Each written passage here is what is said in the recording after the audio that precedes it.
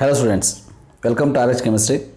So very important notification from Karnataka Examination Authority is that 2020 NEET choice entry extended up to 30/11/2020 10 AM. Because by keeping one thing in the mind, candidates who fails to exercise any choice for the seat allotment, if you have allotted with the seat and if you have not opted any choice, remember, you are not eligible for the next further rounds. Because of this reason, remember, they have extended this particular timing up to 10 AM tomorrow.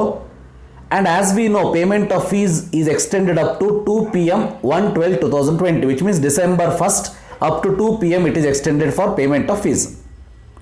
Because of this reason, remember, those who have not opted any choice, they have got the last chance for option entry, that is choice entry.